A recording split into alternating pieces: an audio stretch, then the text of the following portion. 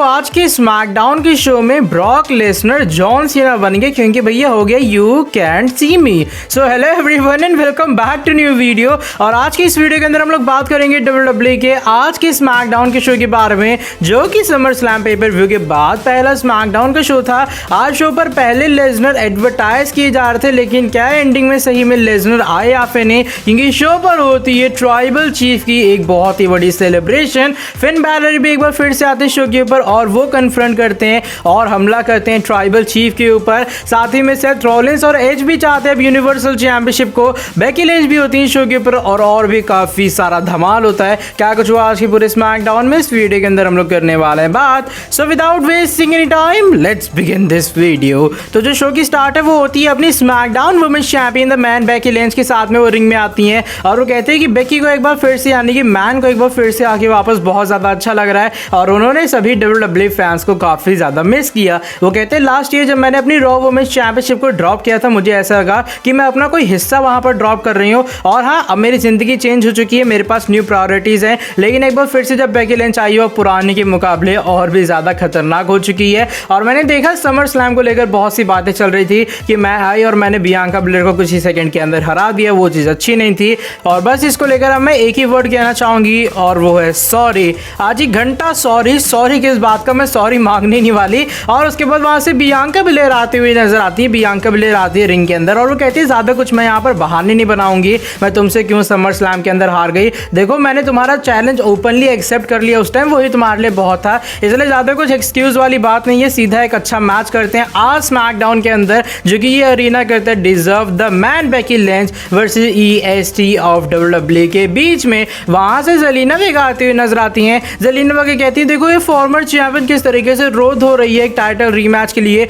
इसको रीमैच दे दो, तुझे कोई मैच नहीं मिलने वाला, बल्कि मैं आई हूँ, मैं यहाँ पर बेकी लिंच को चैलेंज करने वाली हूँ और मुझे चाहिए वो स्मैकडाउन वुमेन्स टाइटल। वहां से कार्मेला आती हुई नजर आती है। कार्मेला कहती तुम लोग क्या बकबक कर रहे हो, एक्चुअल में मौका तो मुझे मिलना चाहिए क्योंकि मुझे स्क्रू कर दिया गया था मेरी अपॉर्चुनिटी से समर स्लैम के अंदर। फिर एक और इंटरप्शन होती है और भाई बेकी लिंच कहती है हद हो गई, इतने लोग रिंग के अंदर आ जाएंगे वो भी मेरे लिए। और वहां से लिव मॉर्गन आती हुई नजर आती हैं। लिव मॉर्गन कहती हैं एक्चुअल में वो जो टाइटल अपॉर्चुनिटी है तुम तीनों में से कोई नहीं, बल्कि मैं डिजर्व करती हूँ और इस बात को मैं प्रूव भी करने वाली हूँ। रिंग के अंदर आती हैं और एक ब्रॉल टाइप से शुरू हो जाता है। बेकी लिंच यहाँ पर कहती है देखो तुम सभी का जो चैलेंज है घंटा मैं एक्सेप्ट नहीं करने वाली और आज तो कोई मैच होने नहीं वाला है। यहाँ से जाती है आराम से भाई बेकी लिंच बैक स्टेज के ऊपर। एक फेटल 4-वे एलिमिनेशन मैच शुरू हो जाता है शो के ऊपर। Bianca Belair versus Carmella versus Zelina Vega versus Liv Morgan के बीच में मैच भाई बहुत ज्यादा कमाल का जाता है। सबसे पहले बियांका ब्लेयर की तरफ से एलिमिनेशन होती है और वो लगाती KOD और ज़ेलिना वेगा को हमें इस मैच में पिन करती हुई नजर आती हैं।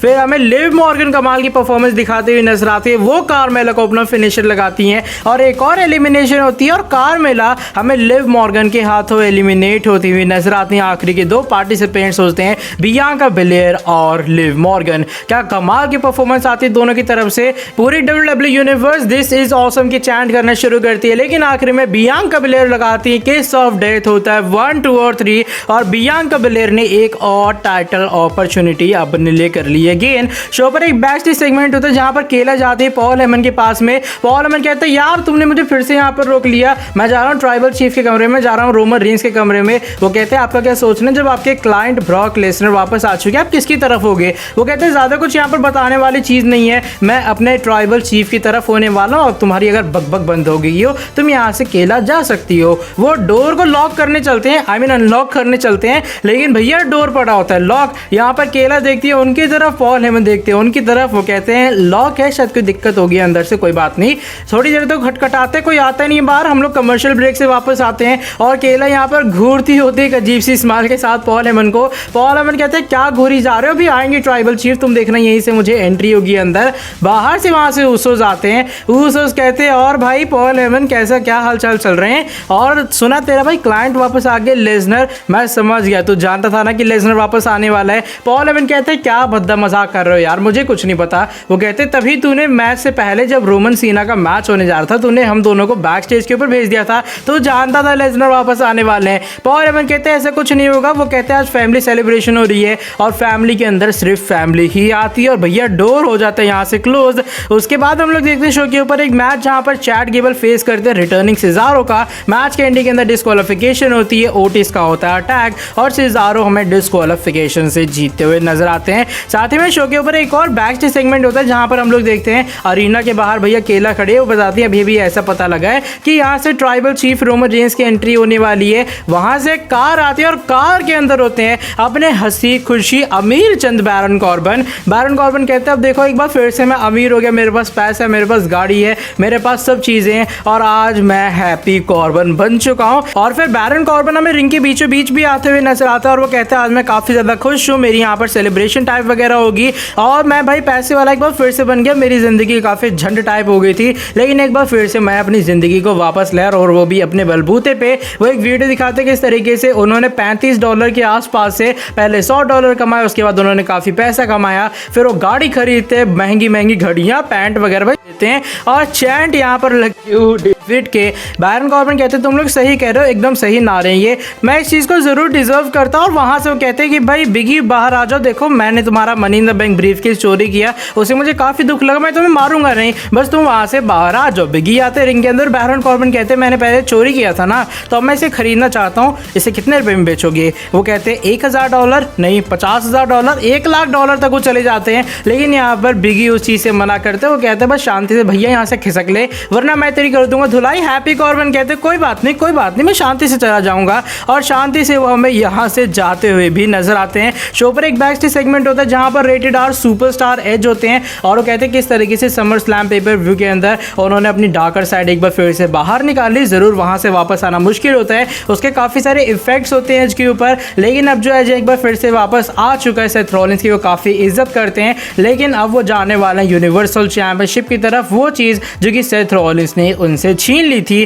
फिर वहां से हमें सेथ रॉलिंस का भी एक प्रोमो दिखाई देता है। सेथ रॉलिंस हंसते हैं और वो कहते हैं एज मैं तुमसे सिर्फ एक वर्ड कहना चाहूंगा, वो है कांग्रेचुलेशन, तुमने मुझे हरा दिया। बहुत सी बातें हो रही थी कि ये मैच ऑफ द नाइट है, ये मैच ऑफ द ईयर है, ये काफी कमाल का मैच है, ये तुम्हारे लिए बहुत बड़ी विक्ट्री होगी लेकिन ये मेरे लिए बहुत बड़ा लॉस है और मैं भी उस यूनिवर्सल चैंपियनशिप की तरफ आने वाला हूं। इसके बाद शो के ऊपर होता है एक टैग टीम मैच जहां पर इंटरकॉन्टिनेंटल चैंपियन किंग नाकामुरा और रिक बूब्स फेस करते हैं जिगलर और रॉबर्ट रूड का। मैच के एंडिंग में किंग नाकामुरा की टीम की जीत भी हो जाती है। शो पर डोमिनिक मिस्टीरियो सैमी ज़ेन भी आपस में फेस करते हैं। आज रे मिस्टीरियो ने कहा था कि डोमिनिक को अपने बलबूते पर लड़ना पड़ेगा लेकिन मैच के एंडिंग के अंदर जीत हो जाती है सैमी ज़ेन की तरफ से। रे मिस्टीरियो बाद में रिंग साइड के ऊपर भी आता है क्योंकि लग ऐसा रहा था बीच में सही में एक रियल इंजरी या फिर चोट टाइप लग गई है डोमिनिक को।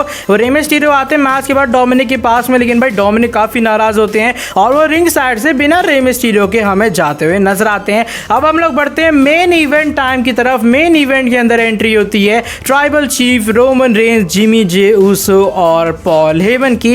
बैक स्टेज के ऊपर पहले कुछ बात होती है लेकिन फाइनली उसके बाद उनकी एंट्री होती है, वो लोग रिंग में आते हैं और आज होनी थी ट्राइबल चीफ की सेलिब्रेशन और यहाँ पर पॉल हेमन पहले रोमन रेंस को इंट्रोड्यूस करवाते हैं और वो कहते हैं अब आपके पास मौका है आपके स्मैकडाउन के टैग टीम चैंपियन को भी एक्नॉलेज करने का जो कि है Jimmy J and the Uso.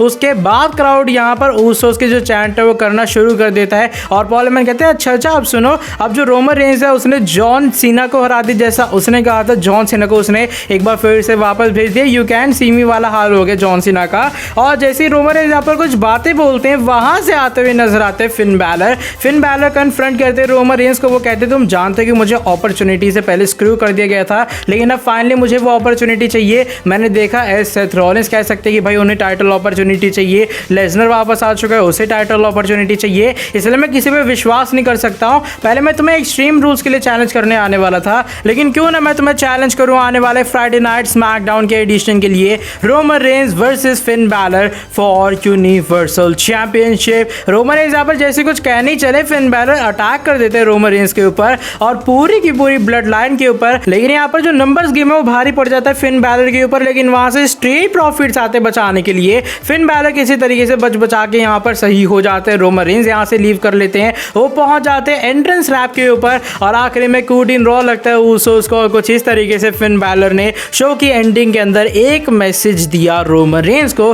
No idea Lesnar कहां पर थे, लेसनर शो पर क्यों नहीं है, बल्कि WWE साफ साफ खुलेआम इस चीज को एडवर्टाइज कर रही थी कि रोमन रेंस और ब्रॉक लेसनर के बीच फेस टू फेस होने वाला। बाय द वे उसके बारे में हम लोग आने वाली वीडियो के अंदर बात करेंगे। बात करें आज के ओवरऑल स्मैकडाउन की शो के बारे में तो आई गेस शो तो काफी अच्छा था लेकिन लेसनर की हाइप बना के उन्हें ना लाना आई गेस यहाँ पर एक नेगेटिव पॉइंट है आज के स्मैकडाउन के शो का। इसलिए मैं आज के शो को 5 स्टार में से 4.5 स्टार रेटिंग देना पसंद करूंगा। अगर लेसनर आते डेफिनेटली ये 5 स्टार से ज़्यादा वाला ही शो होता। तो भाई आज की जो ये वाली वीडियो बस यहीं तक थी। अगर आपको ये वाली वीडियो पसंद आई है आप लोग नीचे वीडियो को लाइक कर सकते हो। वीडियो को लाइक करने के साथ आप लोग सब्सक्राइब कर देना चैनल को और बेल नोटिफिकेशन को कर देना ऑन, ताकि आगे भी आपको हमारे चैनल के ऊपर कुछ ऐसी इंटरेस्टिंग कमाल की नॉबी फ्रेश अपडेट जानने को मिलती रहे। बाकी मैं नेक्स्ट वीडियो के अंदर आके आपसे काफ़ी जल्दी मिलता हूँ। Till then bye bye, take care.